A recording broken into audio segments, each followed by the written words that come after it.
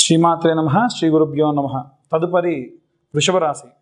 వృషభ రాశి వారికి సంబంధించి ఈ యొక్క షష్టగ్రహ కూటమిలో వీరి యొక్క రాష్ట్రాధిపతి అయినటువంటి శుక్రుడు సంచారం చేయడము మీనరాశిలో ఉన్నందువల్ల, అది కూడా రాహువు, అలాగే మనకు శని, సూర్యుడు, బుధుడు వీరందరి కలయికతో ఉండడం వల్ల కొంతకాలం అంటే కొంత సమయం అనేటువంటిది వీరికి అంత ప్రతికూలంగా, కొంతకాలం వచ్చేసి అనుకూలంగా ఉంటుంది. ముఖ్యంగా ఈ యొక్క షష్టగ్రహ కూటమికి ప్రారంభమయ్యేటువంటి కాలము ఒక వారం ముందు నుంచి మీకు ఆ ప్రభావం అనేటువంటిది ఉంటుంది. అంటే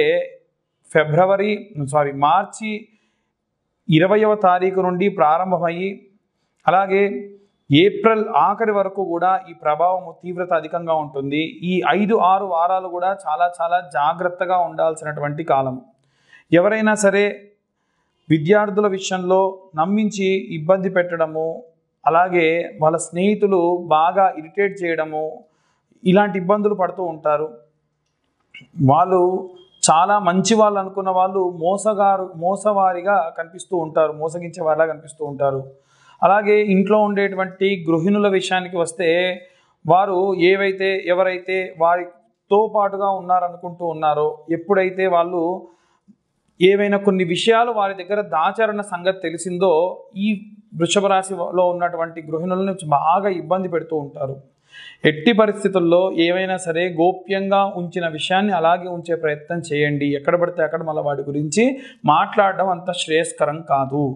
అలాగే ఎవరైతే ఉద్యోగస్తులు అలాగే వ్యాపారస్తులు ఉంటారో, వీరికి సంబంధించి వీరు పనిచేసే చోట ఏదైనా సరే ప్రమాదం జరిగి వీళ్ళకు వచ్చేటువంటి ధనము కాస్త ఆగడము, జీతంగా వచ్చేటువంటి డబ్బులు 2-3 నెలల తర్వాతకి రావడము, దానివల్ల అప్పులు చేయడము, ఇలాంటి పరిస్థితులు ఈ యొక్క ఉద్యోగస్తులు వ్యాపారస్తుల్లో కనిపిస్తూ ఉంది.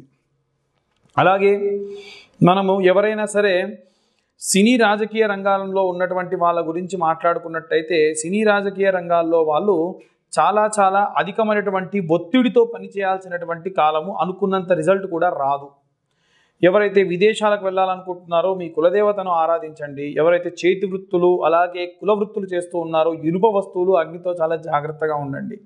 అలాగే ఎవరైతే ఈ యొక్క వివాహం కోసం ఎదురు చూస్తూ ఉన్నారో, వేరే వారిని నమ్మి మోసపోయి మీరు ఏవైనా సరే వివాహానికి సంబంధించి ధనము వెచ్చించేటువంటి పరిస్థితి వచ్చేటువంటి అవకాశం ఉంది. అలాగే ఎవరైతే మిమ్మల్ని బాగా ఇబ్బంది పెడుతూ ఉన్నారో, వారు కూడా కాస్త ప్రశాంతంగా ఉన్నట్టుగానే కనిపించి మళ్ళీ ఇబ్బంది పెట్టేటువంటి సమయం కూడా వస్తూ ఉంటుంది. ఇక అన్ని వర్గాల వారికి సంబంధించి ఎలాంటి రెమెడీస్ తీసుకోవాలి, ఎలాంటి మంత్ర పఠనం చేయాలి అనేటువంటి విషయాన్ని ఇప్పుడు మనం తెలుసుకుందాం. 2025 మార్చి 29వ తారీఖున షష్టగ్రహ కూటమి వస్తుంది. మనం ఇప్పుడు మాట్లాడుకునేది షష్టగ్రహ కూటమి, అది కూడా అమావాస్యయుక్త షష్టగ్రహ కూటమి. ఈ షష్టగ్రహ కూటమిలో ఏ గ్రహాలు ఎవరింట్లో ఉంటున్నాయి, ఎవరిల్లు ఏంటి అంటే, మనకున్నటువంటి 12 ఉంటాయండి. మొత్తం 12 రాసులు ఉంటాయి కదా. ఒక్కొక్క రాశి ఒక్కొక్క గ్రహానికి, ఒక్కొక్క రాశికి అధిపతి ఉంటాడు. అలా ఉన్నటువంటి రాష్ట్రాధిపతులు మేషము, వృషభము, మిథునము ఎవరి రాశికి సంబంధించి ఉంటారు. వీరందరూ కూడా నేను చెప్పేటువంటి గ్రహాలు ఎవరెవరంటే, సూర్యుడు, చంద్రుడు, శని, రాహువు, శుక్రుడు, బుధుడు, ఈ 6 గ్రహాలు కూడా మనకి మీనరాశిలో షష్టగ్రహ కూటమి జరగబోతుంది. ఎవరింట్లో అయితే ఉంటున్నారో, అంటే ఇప్పుడు మీనరాశి వాళ్ళకి సంబంధించి అది ఇల్లు అనుకోండి, ఆ ఇంట్లో అందులో ఆయనకు అనుకూలంగా ఉన్నవాళ్ళు, అనుకూలంగా లేని వాళ్ళు వచ్చి పెద్ద గొడవ పెట్టేసుకున్నారనుకోండి, ఏమవుతుంది, వచ్చిన వాళ్ళందరికీ కూడా ఇక్కడ పెద్ద గొడవ అవుతుంది అని అనుకుంటారు. అలా ఈ రాశి వాళ్ళందరికీ, అన్ని రాశుల వాళ్ళకి ప్రభావం ఉంటుంది దీనివల్ల. ఎందుకు అన్నట్టు, ఒక పెద్ద బిల్డింగ్ ఉందండి, ఆ బిల్డింగ్ కూలిపోయింది అనుకోండి, ఆ బిల్డింగ్లో ఉన్న వాళ్ళకే ఇబ్బందా? ఆ బిల్డింగ్ కూలిపోయిన తర్వాతకి వాటి యొక్క ముక్కలు వెళ్ళి ఎవరి ఇంటి మీద పడినా వారికి కూడా ఇబ్బందే కదా. అలా ఈ షష్టగ్రహ కూటం వల్ల ఉన్నటువంటి అన్ని రాశుల్లో ఉన్న వారికి కూడా ఇబ్బందులు ఉన్నాయి. ప్రత్యేకంగా మటుకు నేను చెప్పిన ఈ గ్రహాలకి ఇబ్బంది ఉంటుంది. వీరిలో ముఖ్యంగా విద్యార్థి దశలో ఉన్నటువంటి వారు, గృహిణులు, అలాగే వ్యాపారస్తులు, ఉద్యోగస్తులు, ఇనుము వస్తువులతోని చేతి పనులు చేసేటువంటి వాళ్ళు, అలాగే ఎవరైనా సరే కుల వృత్తులు చేసేటువంటి వాళ్ళు, అంటే బట్టలు నేసే వాళ్ళు కానివ్వండి, పొలం పనులకు వెళ్ళే వాళ్ళు కానివ్వండి, చెప్పులు కుట్టే వాళ్ళు కానివ్వండి, నేను చెప్పినటువంటి కుల వృత్తులు ఎవరు వాళ్ళ కుల వృత్తులు చేస్తే ఆఖరికి గేదె పాలు తీసేటువంటి మా యొక్క యాదవ అన్నలు కూడా వాళ్ళందరితో సహా ప్రతి ఒక్కళ్ళకి కూడా ఇబ్బందులు ఉంటాయి.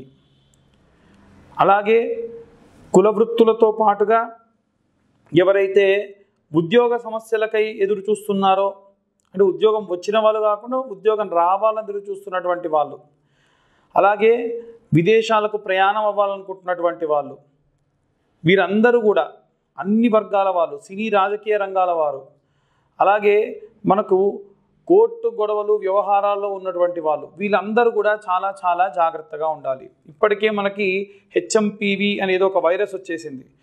కరోనా అంత ప్రమాదకరమైనటువంటి సమయం అయితే కాకపోయినప్పటికీ చిన్న చిన్న ఇబ్బందులు, అనవసరమైన ఖర్చులు అన్ని వర్గాల వారికి ఉంటాయి. విద్యార్థి దశలో ఉన్నవారు ప్రప్రథమంగా ఎన్నడూ చెప్పనటువంటిది ఈసారి విద్యార్థులకు నేను చెప్పేటువంటి మంత్రం అండి. అది గురుగ్రహానికి సంబంధించినటువంటి మంత్రము కాబట్టి ఖచ్చితంగా, ఎందుకంటే మీనరాశికి రాష్ట్రాధిపతి గురువు ఉద్యోగం కోసం ఎదురు చూస్తున్న వాళ్ళకి, ఉద్యోగస్తులకి, అలాగే విద్యార్థులకి ఖచ్చితంగా సపోర్ట్ చేసేటువంటి వాడు. ఆయనకు బాగా వీక్ ఉంటాడు కాబట్టి ఆయన మంత్ర జపం చేస్తే మీకు చాలా శక్తిని ఇస్తుంది. ఇంతకీ ఏమిటా మంత్రం అంటే, గురు అరిష్టేతు సంప్రాప్తే గురు పూజాంచకారయేత్ గురు ధ్యానం ప్రవక్ష్యామి పుత్రపీడోపశాంతయే.